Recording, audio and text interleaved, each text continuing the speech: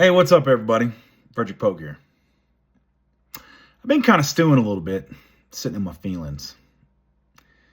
And I got to thinking about women. And I got to, thinking about misogyny and why that just seems to be so prevalent nowadays among men. And before I get going, no, this ain't a white knight piece. This ain't no virtue signaling, none of that. Because if anything, what I'm trying to do is just suss out a problem. One of how we as men contextualize women and why there seems to be such a problem with it nowadays. Because the thing is, for me, while I may have had misogynistic tendencies and viewpoints, a lot of it was just from being, unexamined, patterns and cultural context that I just got put into me. But I never really looked at women and had an issue with them. And I don't really understand it now. But I think I might have figured it out. And if you'll bear with me, I'll share my thoughts on that. I think what it is it's this whole empathy is a weakness kind of thing that's being pushed on men and the right. A man's supposed to be tough and he's supposed to not care about what anybody thinks. And that's just dumb. It actually pulls you out of your humanity, as if men aren't allowed to feel that. And the other thing too is it's separating women from, humanity in general. And what I mean by that is we treat women as if they're an altogether different species, almost like they're an alien race. And you see that a lot, especially in the manosphere.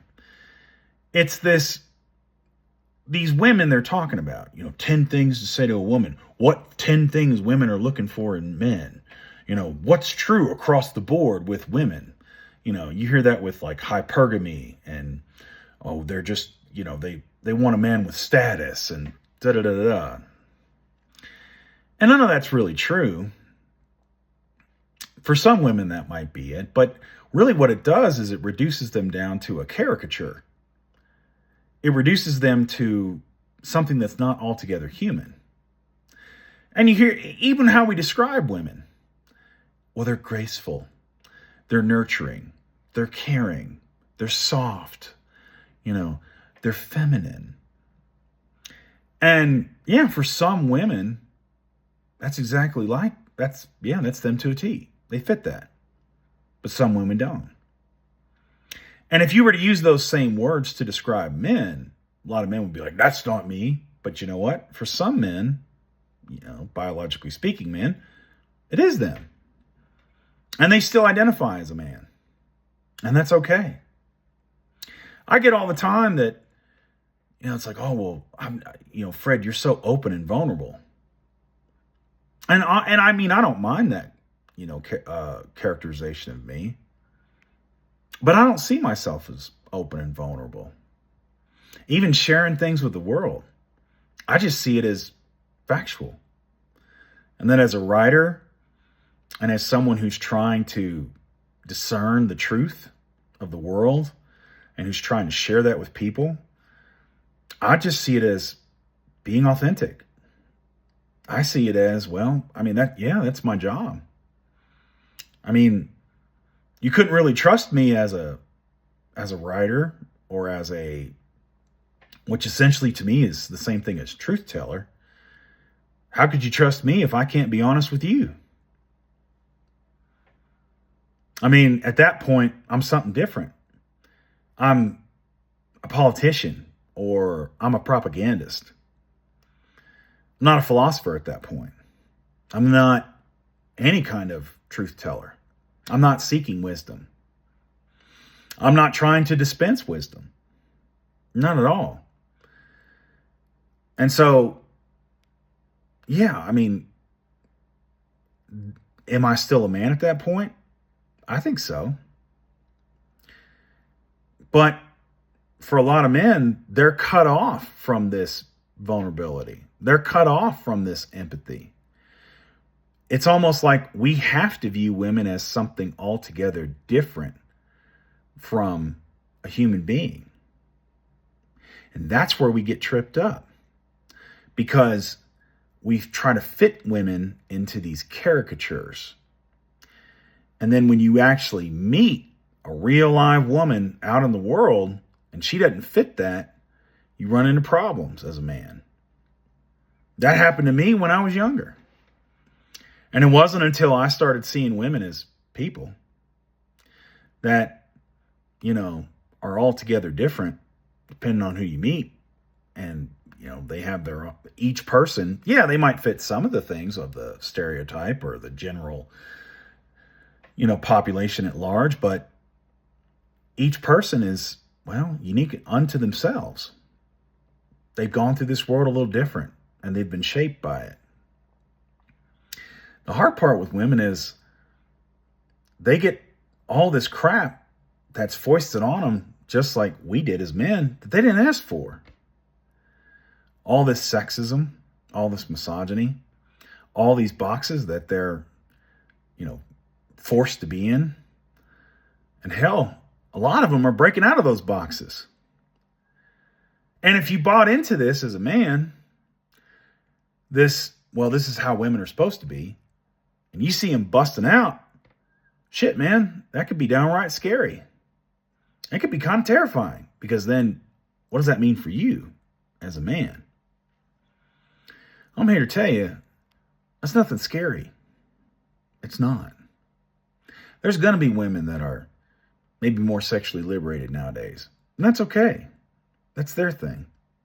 Maybe they're into this polyamory stuff, and I'm not. But you know what? That's okay for them. Maybe there's some women who are more traditional, and that's where they feel more comfortable for now. Maybe they change their mind later, and maybe they don't really fit into that traditional role. Maybe they want a monogamous relationship, but they're a little more take charge. They're a little more, running the household, and that's their lane. Maybe their man isn't. Or maybe they're a woman and they're like that. I could go on and on and on and list all the qualifiers. But, for you gents, you men that are maybe not standing up, or maybe you're confused by all of this. And here's the thing. Just treat them like folks. Treat them like human beings who happen to be women. And if you do that, it opens you up to that empathy.